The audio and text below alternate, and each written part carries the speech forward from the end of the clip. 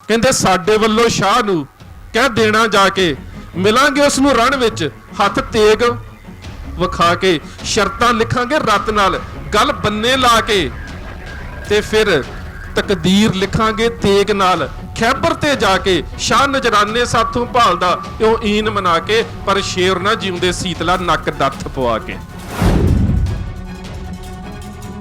ਪਰ ਤੁਸੀਂ ਇੱਕ ਗੱਲ ਵੇਖੋ ਕਿ ਇਹਨਾਂ ਦੇ ਵਿੱਚ ਬਹੁਤ ਸਾਰੇ ਲੋਕ ਉਹ ਵੀ ਨੇ ਜਿਹੜੇ ਲੜਨ ਵਾਲੇ ਨਹੀਂ, ਜਿਹੜੇ ਲੁੱਟ ਦੀ ਨੀਅਤ ਦੇ ਨਾਲ ਇਸ ਸੰਘਰਸ਼ ਦੇ ਵਿੱਚ ਸ਼ਾਮਲ ਹੋਏ ਨੇ।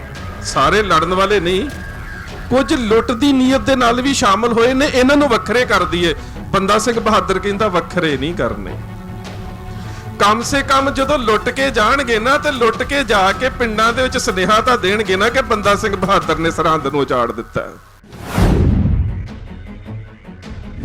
ਕੇਂਦਰ ਸਰਕਾਰ ਨੇ ਕਿਸਾਨਾਂ ਦੇ ਖਿਲਾਫ ਜਾਂ ਕਿਸਾਨ ਮਾਰੂ ਬਿੱਲ ਪਾਸ ਕਰ ਦਿੱਤੇ, ਕਾਨੂੰਨ ਬਣ ਗਏ। ਪੰਜਾਬ ਸਰਕਾਰ ਨੇ ਉਹਨਾਂ ਕਾਨੂੰਨਾਂ ਦੇ ਵਿੱਚ ਰੱਦ ਕਰਨ ਦੀ ਜਾਂ ਅਮੈਂਡਮੈਂਟ ਦੀ ਗੱਲ ਕੀਤੀ। ਇਹ ਸਾਰੇ ਬੁਲਾਰਿਆਂ ਨੂੰ ਵੀ ਪਤਾ ਹੈ ਤੇ ਰੋਜ਼ ਸੁਣਨ ਵਾਲਿਆਂ ਨੂੰ ਵੀ ਪਤਾ ਹੈ ਕਿ ਇਹਦੇ ਨਾਲ ਕੋਈ ਮਸਲਾ ਹੱਲ ਨਹੀਂ ਹੋਵੇਗਾ।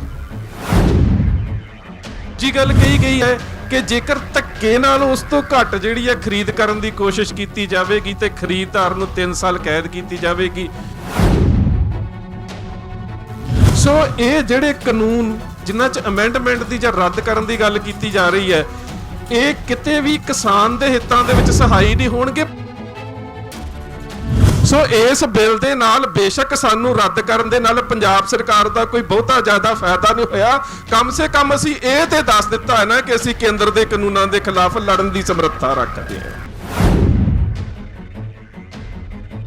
ਮੇਰੇ ਬਹੁਤ ਹੀ ਸਤਿਕਾਰਯੋਗ ਮੁਅੱਜ਼ਿਜ਼ ਹਾਜ਼ਰੀਨ, ਆਓ ਸਭ ਤੋਂ ਪਹਿਲਾਂ ਗੁਰਦੇਵ ਪਾਤਸ਼ਾਹ ਦੀ ਬਖਸ਼ਿਸ਼ ਮੁਕੱਦਸ ਫਤਿਹ ਬੁਲੰਦ ਕਰੀਏ। ਪਿਆਰ ਸਾਹਿਤ ਆਖਣਾ ਜੀ ਵਾਹਿਗੁਰੂ ਜੀ ਕਾ ਖਾਲਸਾ ਵਾਹਿਗੁਰੂ ਜੀ ਕੀ ਫਤਿਹ। ਵੈਸੇ ਤੇ ਮੈਂ ਇੱਥੇ ਚੌਥੀ ਵਾਰ ਹਾਜ਼ਰੀ ਭਰ ਰਿਹਾ। ਸਟੇਜ ਦੇ ਉੱਪਰ ਮੰਚ ਤੋਂ ਸੰਬੋਧਿਤ ਇਸ ਕਰਕੇ ਨਹੀਂ ਹੋਇਆ ਕਿਉਂਕਿ ਮੇਰੀ ਆਦਤ ਹੈ ਕਿ ਜਿਹੜੇ ਬੁਲਾਰੇ ਬਾਹਰੋਂ ਬੁਲਾਏ ਗਏ ਹੁੰਦੇ ਨੇ ਉਹਨਾਂ ਨੂੰ ਵਕਤ ਜ਼ਰੂਰ ਦਿੱਤਾ ਜਾਵੇ। ਅਸੀਂ ਤਾਂ ਦੀਪਵੀਰ ਜੀ ਨੂੰ ਪਤਾ ਜਿਸ ਦਿਨ ਪਹਿਲੇ ਦਿਨ ਤੋਂ ਤੁਰੇ ਸੀ ਸਾਰੇ ਇੱਕ ਟੀਮ ਦੇ ਮੈਂਬਰ ਆ। ਸੋ ਮੈਂ ਨਹੀਂ ਚਾਹੁੰਦਾ ਕਿ ਅਸੀਂ ਉਹ ਵਕਤ ਜਿਹੜਾ ਬਾਕੀ ਬੁਲਾਰਿਆਂ ਨੂੰ ਜਿਹੜਾ ਚਾਹੀਦਾ, ਜਿਹੜੇ ਬਾਹਰੋਂ ਸਾਡੇ ਮਹਿਮਾਨ ਆਉਂਦੇ ਨੇ, ਅਸੀਂ ਉਹਨਾਂ ਦਾ ਵਕਤ ਜਿਹੜਾ ਉਹ ਲਈਏ।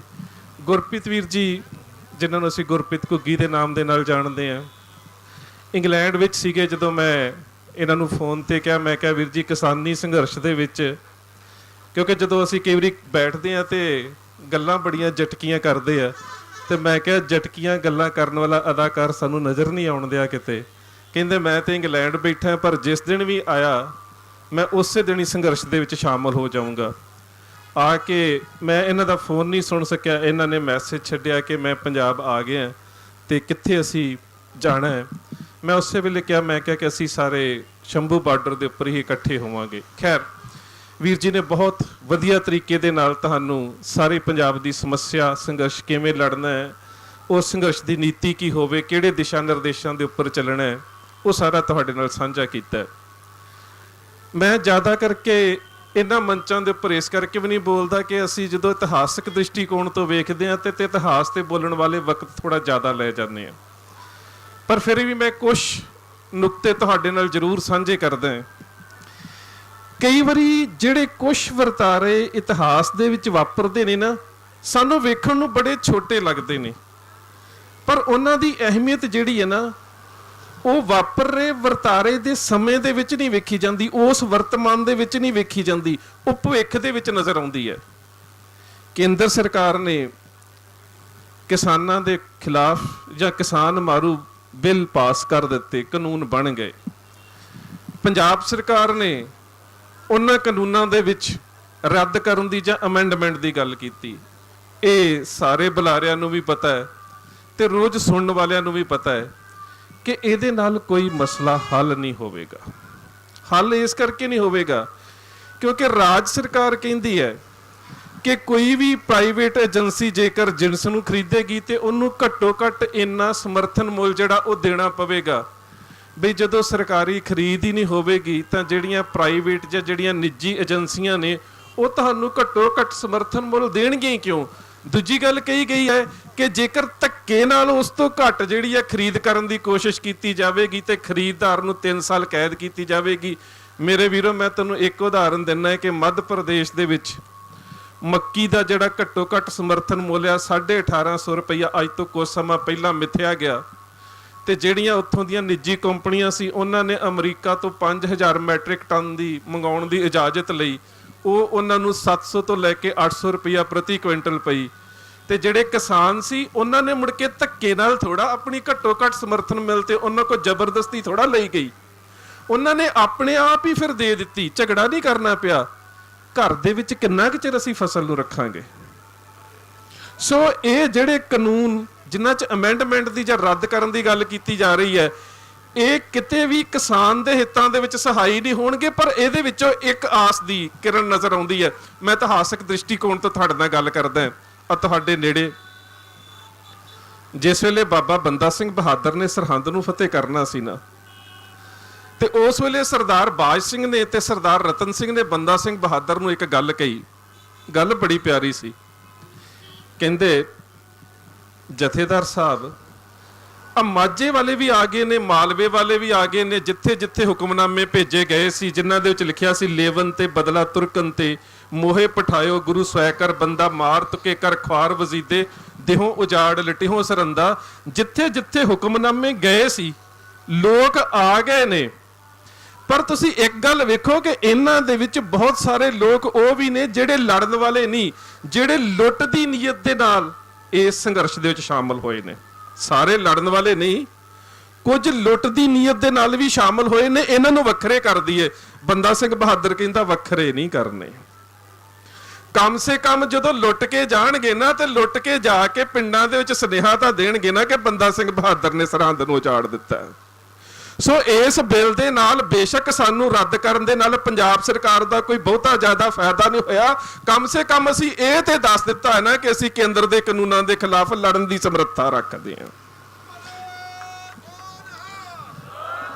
ਇੱਕ ਸੰਦੇਸ਼ ਤਾਂ ਗਿਆ ਹੈ ਨਾ ਕਮ ਸੇ ਕਮ ਕਿ ਜੇਕਰ ਤੁਸੀਂ ਸੜਕਾਂ ਤੇ ਆ ਜਾਂਦੇ ਹੋ, ਜੇਕਰ ਤੁਸੀਂ ਮੈਦਾਨੇ ਜੰਗ ਦੇ ਵਿੱਚ ਆ ਜਾਂਦੇ ਹੋ, ਤੇ ਉਹ ਤੁਹਾਡੀ ਚਾਹੇ ਕੇਂਦਰ ਦੇ ਵਿੱਚ ਬੈਠੀ ਧਿਰ ਅਸਤੀਫਾ ਦਿੰਦੀ ਹੈ ਜਾਂ ਫਿਰ ਪੰਜਾਬ ਦੇ ਵਿੱਚ ਬੈਠੀ ਧਿਰ ਕਹਿੰਦੀ ਹੈ ਕਿ ਅਸਤੀਫਾ ਜੇਬ 'ਚ ਪਾਇਆ, ਉਹਨੂੰ ਮਜਬੂਰ ਤਾਂ ਤੁਸੀਂ ਕਰਦੇ ਹੋ ਜਦੋਂ ਤੁਸੀਂ ਸੜਕਾਂ ਦੇ ਉੱਪਰ ਆ ਜਾਂਦੇ ਹੋ। ਦੂਸਰੀ ਗੱਲ, ਇਹ ਜਿਹੜੇ ਸੰਘਰਸ਼, ਕਿਸਾਨ ਦਾ ਸੰਘਰਸ਼, ਇਹ ਬਿਲਕੁਲ ਮੈਨੂੰ ਉਸ ਰੂਪ ਦੇ ਵਿੱਚ ਇਤਿਹਾਸ ਦੀ ਇੱਕ ਛੋਟੀ ਜਿਹੀ ਚਿਣਗ ਨਜ਼ਰ ਆਉਂਦਾ ਹੈ ਜਦੋਂ ਮੁਖਲਿਸ ਖਾਨ ਦਾ ਬਾਜ਼ 6ਵੇਂ ਪਾਤਸ਼ਾਹ ਦੇ ਕੋਲ ਸੀ। ਤੇ ਸਾਡੇ ਵਰਗੇ ਜਿਹੜੇ ਹੁਣ ਵੀ ਕਹਿੰਦੇ ਨੇ ਨਾ, ਆ ਕੀ ਕਰਨਾ ਸ਼ੰਭੂ ਬਾਰਡਰ ਤੇ ਜਾ ਕੇ, ਆ ਦੀਪ ਬੈਠਾ ਹੈ 2-4 ਦਿਨਾਂ ਨੂੰ ਉੱਠ ਜਾਵੇਗਾ। ਤੇ 6ਵੇਂ ਪਾਤਸ਼ਾਹ ਨੂੰ ਵੀ ਸਾਡੇ ਵਰਗੇ ਢਿੱਲੀ ਜੀ ਕਿਸਮ ਦੇ ਸਿੱਖ ਪਤਾ ਕੀ ਕਹਿੰਦੇ ਸੀ, ਪਾਤਸ਼ਾਹ ਪੰਛੀ ਤਾਂ ਹੈਗਾ ਬਾਜ, ਬਾਜ ਤੋਂ ਕਾਹਦਾ ਲੜਨਾ, ਬਾਜ ਤਾਂ ਹੋਰ ਲੈ ਲਵਾਂਗੇ। ਤੇ ਪਾਤਸ਼ਾਹ ਨੇ ਪਤਾ ਕੀ ਕਿਹਾ ਸੀ, ਤਿੰਤੇ ਬਾਜ ਨਹੀਂ ਅਬ ਦੇਣਾ, ਅਬ ਤਾਜ ਰਾਜ ਤਿੰਤੇ ਸਭ ਲੈਣਾ। ਗੱਲ ਬਾਜ ਦੀ ਨਹੀਂ ਹੈ, ਨਿਸ਼ਾਨਾ ਤਾਜ ਤੇ ਰਾਜ ਦਾ ਹੈ। ਗੱਲ ਹੁਣ ਇੱਥੇ ਕੇਵਲ ਤੇ ਕੇਵਲ ਕਿਸਾਨੀ ਦੀ ਨਹੀਂ ਰਹਿ ਗਈ, ਗੱਲ ਇੱਥੇ ਖੁਦ ਮੁਖਤਿਆਰੀ ਦੀ ਹੈ। ਗੱਲ ਹੁਣ ਤੁਹਾਡੇ ਹੱਕਾਂ ਦੀ ਹੈ, ਗੱਲ ਤੁਹਾਡੀ ਹੋਂਦ ਦੀ ਹੈ, ਗੱਲ ਮੁਖਤਿਆਰੀ ਦੀ ਹੈ। ਹੁਣ ਤੁਸੀਂ ਕਿਸਾਨ ਦੇ ਇਸ ਮੁੱਦੇ ਵਿੱਚੋਂ ਪੰਜਾਬ ਦੀ ਆਨ ਤੇ ਸ਼ਾਨ ਵੇਖਣੀ ਹੈ। ਹੁਣ ਤੁਸੀਂ ਇਸ ਕਿਸਾਨੀ ਦੇ ਬਾਜ ਦੇ ਵਿੱਚੋਂ ਤਾਜ ਤੇ ਰਾਜ ਵੇਖਣਾ ਹੈ। ਹੁਣ ਤੁਸੀਂ ਖੁਦ ਮੁਖਤਿਆਰੀ ਦੇ ਵੱਲ ਤੁਰਨਾ ਹੈ। ਦੂਸਰੀ ਗੱਲ, ਲਾਲਚ ਦਿੱਤੇ ਜਾਣਗੇ। ਮੈਨੂੰ ਪਤਾ ਹੈ ਹਮੇਸ਼ਾ ਪੰਜਾਬ ਦੇ ਨਾਲ ਇਹ ਕੁਝ ਹੁੰਦਾ ਰਿਹਾ। ਰਾਜਨੀਤਿਕ ਧਿਰਾਂ ਜਿਹੜੀਆਂ ਨੇ ਉਹ ਵਿਕਦੀਆਂ ਰਹੀਆਂ ਨੇ, ਔਰ ਸਾਨੂੰ ਕਿਹਾ ਵੀ ਜਾਂਦਾ ਹੈ ਕਿ ਜਦੋਂ ਫਿਰ ਸਮਝੌਤੇ ਦੀ ਗੱਲ ਆਉਂਦੀ ਹੈ ਉਦੋਂ ਤੁਹਾਡੇ ਜਿਹੜੇ ਲੀਡਰ ਜਾ ਕੇ ਨੇ ਉਹ ਦਿੱਲੀ ਨਾਲ ਹੱਥ ਮਿਲਾ ਲੈਂਦੇ ਨੇ। ਪਰ ਜਿਹੜਾ ਆਹ ਵਾਲਾ ਧਰਨਾ ਹੈ ਨਾ, ਇਹਨੂੰ ਮੈਂ ਇਸ ਰੂਪ ਦੇ ਵਿੱਚ ਜ਼ਰੂਰ ਵੇਖਦਾ ਕਿ ਇਹਨੇ ਬਾਕੀ ਧਿਰਾਂ ਨੂੰ ਇਸ ਗੱਲ ਲਈ ਮਜਬੂਰ ਕਰ ਦਿੱਤਾ ਹੈ ਕਿ ਹੁਣ ਉਹ ਜਾ ਕੇ ਇਕੱਲੇ ਹੱਥ ਨਹੀਂ ਮਿਲਾ ਸਕਦੇ। ਇਹਦਾ ਇੱਕ ਫਾਇਦਾ ਹੈ ਸਭ ਤੋਂ ਵੱਡਾ, ਜਿਹੜਾ ਕਿ ਇਹ ਜਿਹੜਾ ਸ਼ੰਭੂ ਬਾਰਡਰ ਦੇ ਉੱਪਰ ਤੁਹਾਡਾ ਬੈਠਣਾ ਹੈ ਨਾ, ਇਹਨੇ ਬਾਕੀ ਸਾਰਿਆਂ ਦੇ ਉੱਪਰ ਇੱਕ ਪ੍ਰੈਸ਼ਰ ਗਰੁੱਪ ਬਣਾ ਦਿੱਤਾ, ਇੱਕ ਦਬਾਅ ਕਾਇਮ ਕਰ ਦਿੱਤਾ ਹੈ ਕਿ ਨਹੀਂ, ਇਹ ਜਾਗਰੂਕ ਲੋਕ ਬੈਠੇ ਨੇ, ਇਹ ਰੋਜ਼ ਸਾਨੂੰ ਸੰਬੋਧਿਤ ਹੁੰਦੇ ਨੇ। ਹੁਣ ਦਿੱਲੀ ਜਾ ਕੇ ਟੇਬਲ ਦੇ ਉੱਪਰ ਬੈਠ ਕੇ ਬਿਸਕੁਟ ਖਾ ਕੇ ਤੇ ਚਾਹ ਪੀ ਕੇ ਪੰਜਾਬ ਦੇ ਹਿੱਤ ਵੇਚੇ ਨਹੀਂ ਜਾਣੇ। ਹੁਣ ਪੰਜਾਬ ਦੇ ਲੋਕ ਜਾਗ ਚੁੱਕੇ ਨੇ।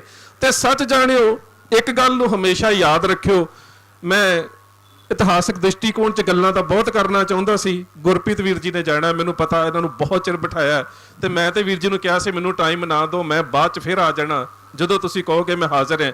ਮੈਂ ਇੱਕ ਗੱਲ ਤੁਹਾਡੇ ਨਾਲ ਗੱਲ ਕਰਨਾ ਚਾਹੁੰਦਾ। ਅੱਜ ਤੁਹਾਡੀਆਂ ਫਸਲਾਂ, ਜਿਹੜੀ ਪੰਜਾਬ ਸਰਕਾਰ ਨੇ ਵੀ ਗੱਲ ਕੀਤੀ ਹੈ ਨਾ, ਉਹਦੇ ਵਿੱਚ ਜਿਹੜੀ ਘੱਟੋ ਘੱਟ ਸਮਰਥਨ ਮੁੱਲ ਦੀ ਗੱਲ ਆਈ ਹੈ, ਕਣਕ ਤੇ ਝੋਨੇ ਦੀ ਆਈ ਹੈ। ਇਹ ਸਾਨੂੰ ਵੀ ਪਤਾ ਕਿ ਸਾਨੂੰ ਅਗਲੇ ਸਮੇਂ ਦੇ ਵਿੱਚ ਫਸਲ ਚੱਕਰ ਬਦਲਣਾ ਪੈਣਾ ਹੈ।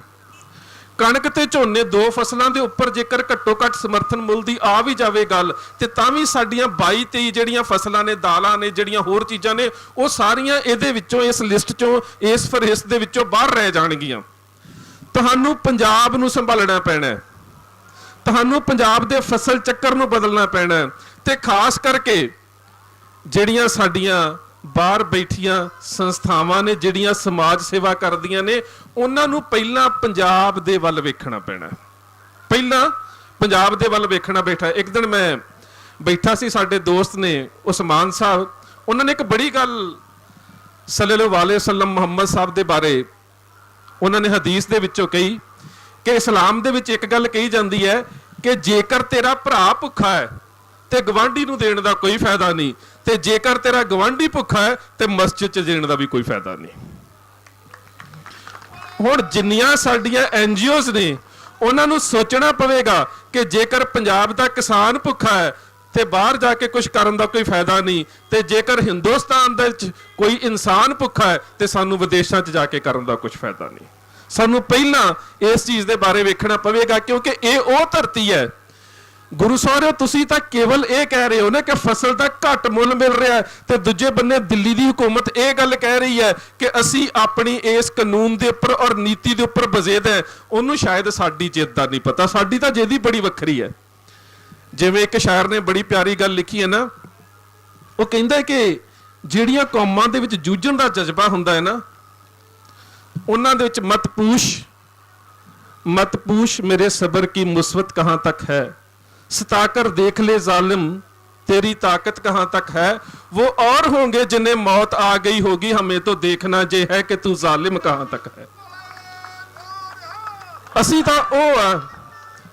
ਤੇ ਉਹ ਆ ਜਿਸ ਵੇਲੇ ਦਿੱਲੀ ਦੀ ਕੋਤਵਾਲੀ, ਜਿੱਥੇ ਅੱਜ ਪਬਲਿਕ ਲਾਇਬ੍ਰੇਰੀ ਹੈ, ਉੱਥੇ ਸਰਬਰਾਹ ਖਾਨ ਦਾ ਜਲਾਦ ਤਲਵਾਰ ਕੱਢ ਕੇ ਬੈਠਾ ਸੀ। ਉਹਦੇ ਇੱਕ ਹੱਥ ਦੇ ਵਿੱਚ ਇੱਕ ਪਾਸੇ ਕਿਰਪਾਨ ਸੀ ਤੇ ਕਾਜ਼ੀ ਦੇ ਹੱਥ ਦੇ ਵਿੱਚ ਕੁਰਾਨ ਸੀ, ਤੇ ਸਿੱਖ ਨੂੰ ਕਿਹਾ ਜਾਂਦਾ ਸੀ ਜੇਕਰ ਦੀਨੇ ਇਸਲਾਮ ਕਬੂਲ ਕਰਨਾ ਹੈ ਤੇ ਕੁਰਾਨ ਵਾਲੇ ਪਾਸੇ ਚਲਾ ਜਾ, ਜੇਕਰ ਮੌਤ ਪ੍ਰਵਾਨ ਕਰਨੀ ਹੈ ਤੇ ਕਿਰਪਾਨ ਵਾਲੇ ਪਾਸੇ ਚਲਾ ਜਾ। ਇੱਕ ਗਿਆ, ਦੋ ਗਿਆ, ਤਿੰਨ ਗਏ, ਚਾਰ ਗਏ, ਪੰਜਵੇਂ ਥਾਂ ਤੇ ਬਜ਼ੁਰਗ ਬੈਠਾ ਸੀ, ਹੱਥ ਖੜਾ ਕਰ ਦਿੱਤਾ।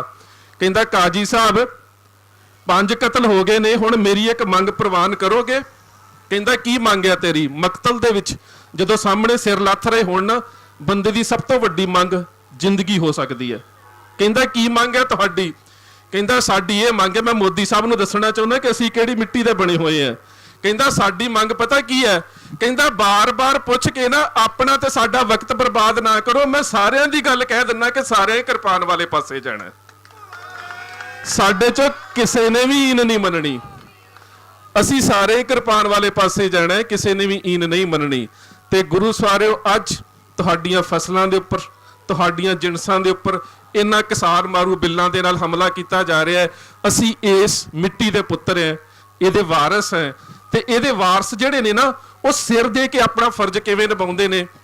ਅੱਜ ਜਿਸ ਵੇਲੇ ਅਹਿਮਦ ਸ਼ਾਹ ਅਬਦਾਲੀ ਨੇ ਘੱਲੂ ਘਾਰੇ ਦੇ ਵਿੱਚ ਸਿੱਖਾਂ ਦੇ ਹੱਥ ਵੇਖ ਲਏ ਕਿ ਸਰਦਾਰ ਚੜ੍ਹਤ ਸਿੰਘ ਕਿਵੇਂ ਲੜਦਾ ਹੈ, ਸਰਦਾਰ ਜੱਸਾ ਸਿੰਘ ਆਹਲੂਵਾਲੀਆ ਕਿਵੇਂ ਲੜਦਾ ਹੈ, ਸਰਦਾਰ ਜੱਸਾ ਸਿੰਘ ਰਾਮਗੜੀਆ ਕਿਵੇਂ ਲੜਦਾ ਹੈ, ਤੇ ਸਾਰੀ ਲੜਾਈ ਹਾਰਨ ਤੋਂ ਬਾਅਦ ਉਹ ਜਿਸ ਵੇਲੇ ਪਟਿਆਲੇ ਵਾਲੇ ਆਲਾ ਸਿੰਘ ਦੇ ਕੋਲ ਬੈਠਾ ਸੀ, 6 ਦਿਨ ਉਹਦੇ ਕੋਲ ਰਿਹਾ, ਦੇਵੀਦਾਸਪੁਰੇ ਦੇ ਉੱਥੇ ਦੇਵੀਦਾਸਪੁਰ ਦੇ ਕਿਲੇ ਦੇ ਵਿੱਚ, ਤੇ ਫਿਰ ਨਾਨੂ ਸਿੰਘ ਗਰੇਵਾਲ ਵਕੀਲ ਨੂੰ ਭੇਜਿਆ, ਕਹਿੰਦਾ ਸਿੱਖਾਂ ਦੇ ਨਾਲ ਮੇਰੀ ਸੁਲਾਹ ਕਰਾ ਦੇ।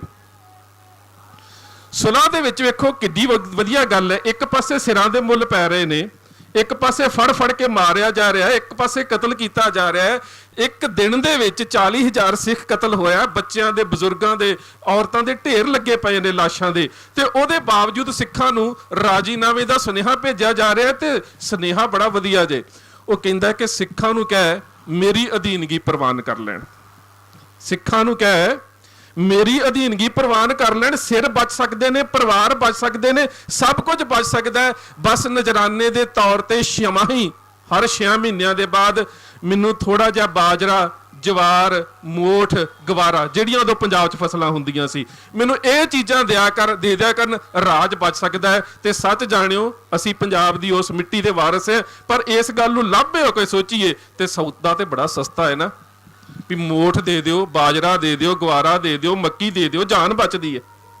ਪਰ ਸਿੱਖਾਂ ਦੇ 5 ਸਿੱਖ ਬੈਠੇ ਸੀ, 5 ਪਿਆਰਿਆਂ ਦੇ ਰੂਪ ਦੇ ਵਿੱਚ, ਸਰਦਾਰ ਜੱਸਾ ਸਿੰਘ ਆਲੂਵਾਲੀਆ, ਸਰਦਾਰ ਹਰੀ ਸਿੰਘ ਹੋਣੀ, ਸਰਦਾਰ ਚੜ੍ਹਤ ਸਿੰਘ, ਸਰਦਾਰ ਕਰਮ ਸਿੰਘ ਹੋਣੀ, ਇਹਨਾਂ ਸਾਰਿਆਂ ਨੇ ਸਲਾਹ ਮਸ਼ਵਰਾ ਕੀਤਾ। ਤੇ ਸਲਾਹ ਮਸ਼ਵਰਾ ਕਰਕੇ ਜਿਹੜਾ ਅਬਦਾਲੀ ਦੇ ਏਲਚੀ ਨੂੰ ਸੁਨੇਹਾ ਭੇਜਿਆ ਨਾ, ਉਹ ਸਰਦਾਰ ਸੋਹਣ ਸਿੰਘ ਸੀਤਲ ਨੇ ਕਵਿਤਾ ਦੇ ਵਿੱਚ ਲਿਖਿਆ। ਉਹ ਸਮਝ ਲਿਓ ਕਿ ਅੱਜ ਸਾਡਾ ਸੁਨੇਹਾ ਦਿੱਲੀ ਨੂੰ। ਉਹਨਾਂ ਨੇ ਪਤਾ ਕੀ ਕਿਹਾ ਸੀ? ਕਹਿੰਦੇ ਸਾਡੇ ਵੱਲੋਂ ਸ਼ਾਹ ਨੂੰ ਕਹਿ ਦੇਣਾ ਜਾ ਕੇ, ਮਿਲਾਂਗੇ ਉਸ ਨੂੰ ਰਣ ਵਿੱਚ, ਹੱਥ ਤੇਗ ਵਿਖਾ ਕੇ, ਸ਼ਰਤਾਂ ਲਿਖਾਂਗੇ ਰਤ ਨਾਲ, ਗੱਲ ਬੰਨੇ ਲਾ ਕੇ, ਤੇ ਫਿਰ ਤਕਦੀਰ ਲਿਖਾਂਗੇ ਤੇਗ ਨਾਲ, ਖੈਬਰ ਤੇ ਜਾ ਕੇ, ਸ਼ਾਹ ਨਜਰਾਨੇ ਸਾਥੋਂ ਭਾਲਦਾ ਇਉਂ ਈਨ ਮਨਾ ਕੇ, ਪਰ ਸ਼ੇਰ ਨਾ ਜਿਉਂਦੇ ਸੀਤਲਾ ਨੱਕ ਦੱਥ ਪਵਾ ਕੇ। ਅਸੀਂ ਨੱਕ ਦੇ ਵਿੱਚ ਨੱਥ ਪਵਾ ਕੇ ਨਹੀਂ ਜੀਣਾ। ਗੋਡੇ ਟੇਕਣ ਦੇ ਨਾਲੋਂ ਇਹ ਪੰਜਾਬ ਦੀ ਮਿੱਟੀ ਦੇ ਵਾਰਸ ਸਿਰ ਲਹਾਉਣਾ ਤਾਂ ਕਬੂਲ ਕਰ ਸਕਦੇ ਆ, ਅਧੀਨਗੀ ਸਵੀਕਾਰ ਨਹੀਂ ਕਰਦੇ। ਸੋ ਇੰਨੀਆਂ ਕੁ ਬੇਨਤੀਆਂ ਪ੍ਰਵਾਨ। ਫਤਿਹ ਦੀ ਸਾਂਝ ਪਿਆਰ ਸਹਿਤ ਆਖਿਓ ਜੀ। ਵਾਹਿਗੁਰੂ ਜੀ ਕਾ ਖਾਲਸਾ, ਵਾਹਿਗੁਰੂ ਜੀ ਕੀ ਫਤਿਹ।